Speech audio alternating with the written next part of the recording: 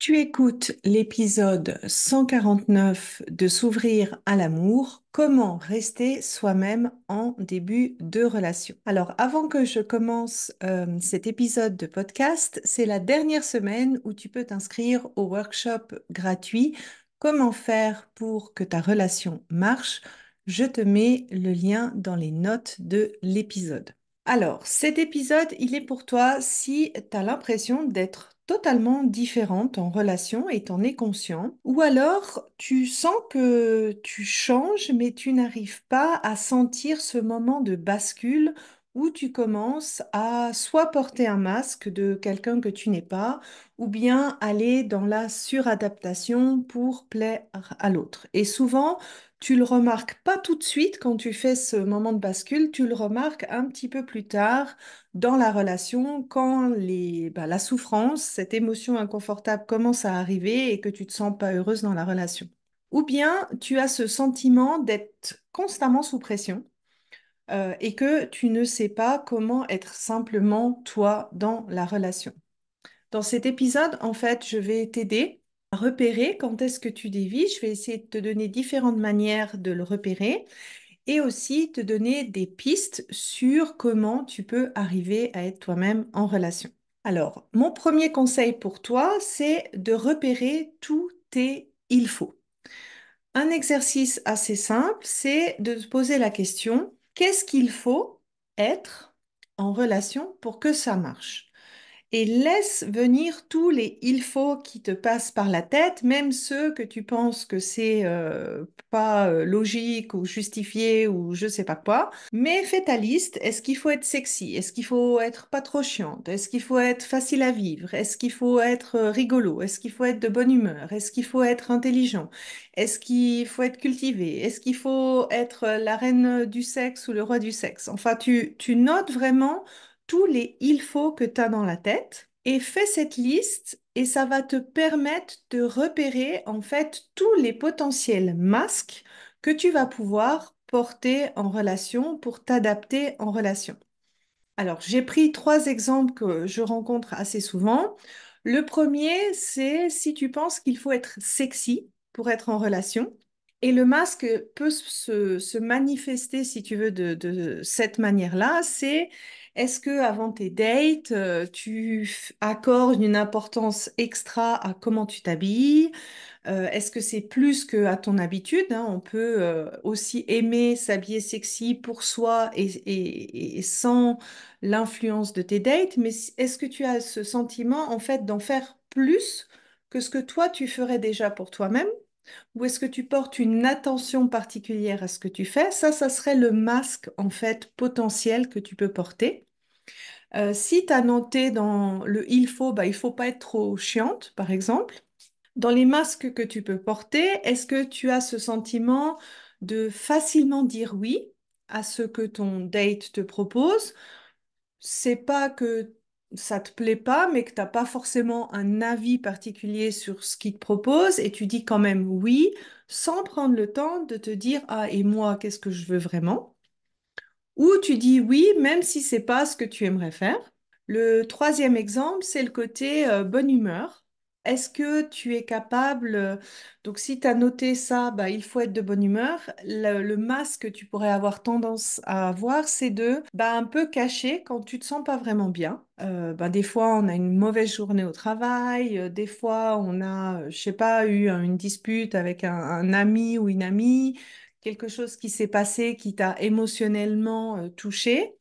Et est-ce que c'est quelque chose que tu arrives à communiquer, à montrer à ton date, même si tu as envie de plaire à ton date, ben ça arrive à tout le monde de pas toujours être dans la meilleure des humeurs. Donc en te repérant tes il faut, ça te permet finalement de repérer les potentiels masques que tu peux adopter. Et une fois que tu as repéré ça en avant, demande-toi alors comment j'agirais dans ces situations-là si je restais 100% fidèle à moi-même. Et si tu veux, cette liste-là, ça va être un petit peu ta liste qui t'aidera à plus facilement corriger le tir quand tu vas te retrouver en train de commencer à porter ton masque. Je peux te donner le premier exemple. Donc, si tu as noté il faut être sexy et que tu te prépares pour ton date et que tu vois que tu es en train de rajouter une couche, eh bien d'avoir fait cette liste, ça va te permettre de dire ah,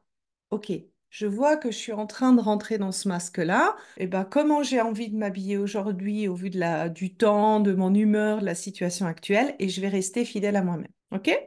Donc ça, c'est vraiment la première manière que tu peux faire pour repérer quand tu es en train de dévier de toi. Donc, te poser ces questions en amont. Une autre manière de le repérer, en fait, c'est en écoutant l'état de ton système nerveux. Quand tu repères dans quel état tu te trouves en termes de système nerveux, tu arrives facilement à voir si tu es en mode sécurité ou en mode survie. Quand tu es en mode survie, il y a de grandes chances que tu adoptes un mécanisme de protection et donc que tu n'es plus toi-même.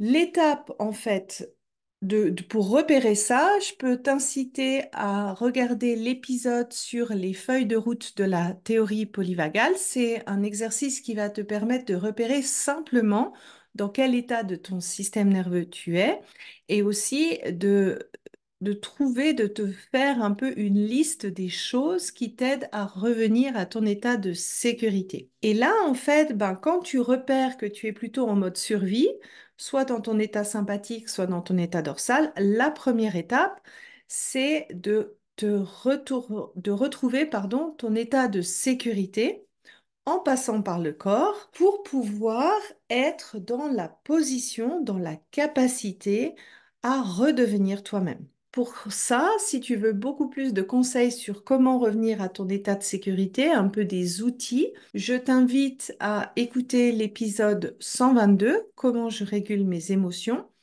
ou bien l'épisode 145, pardon, comment te mettre moins la pression. Là, je te donne un exercice concret que tu peux faire quand tu te sens dans cet état d'insécurité, sous pression ou autre. Le dernier point, c'est d'accepter les conséquences de rester soi-même. Souvent, si on prend un masque, c'est qu'on a peur des conséquences. Et en fait, c'est que la moitié de la vérité.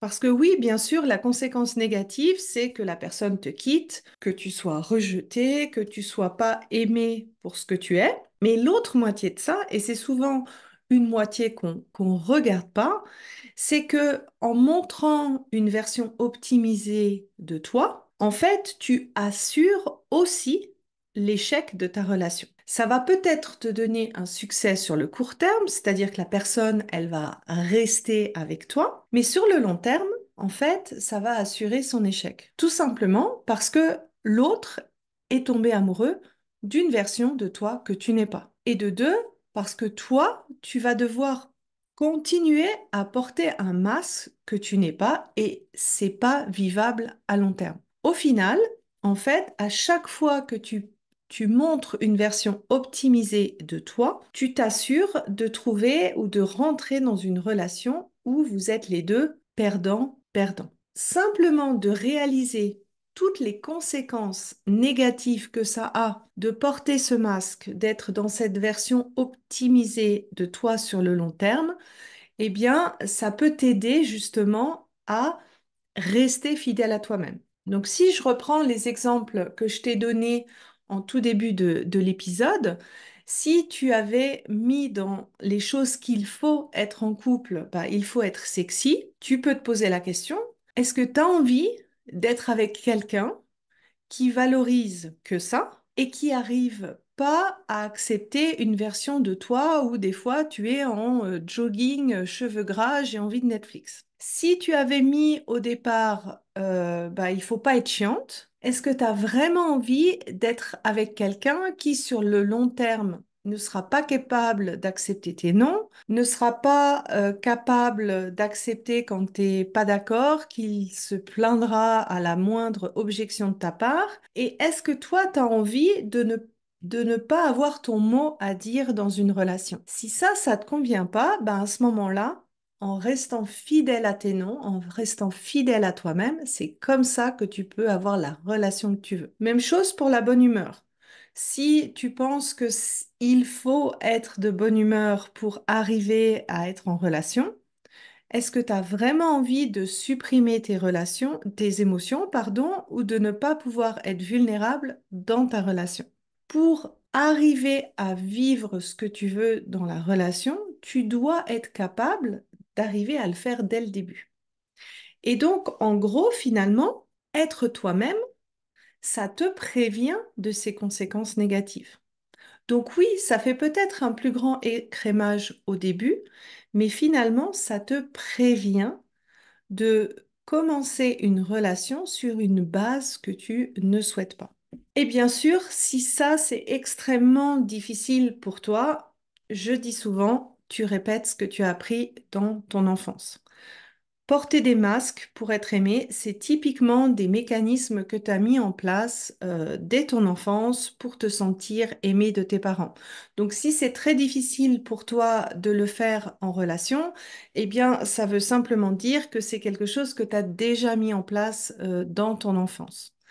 Si tu veux en savoir plus à ce sujet, j'ai mon webinaire gratuit qui s'appelle Comment te libérer des schémas amoureux qui t'empêchent d'être heureux en amour. Je mets le lien dans les notes de l'épisode et tu peux trouver ce webinaire sur l'URL suivante, sandykaufman.ch/fr/passé pour en savoir plus. Et si tu as envie et que tu es conscient que oui, tes masques sont là, qu'ils ont pris racine dans ton passé, qu'ils te pèsent et qu'ils sont durs à enlever en faisant le travail tout seul de ton côté, à ce moment-là, bah, mon programme S'ouvrir à l'amour, il est fait pour toi. Donc voilà, j'espère que cet épisode t'a plu, t'a aidé à avancer. N'hésite pas à m'envoyer un petit DM pour me dire bah, quelles sont les leçons que tu as tirées du podcast. Et on se retrouve la semaine prochaine pour un nouvel épisode.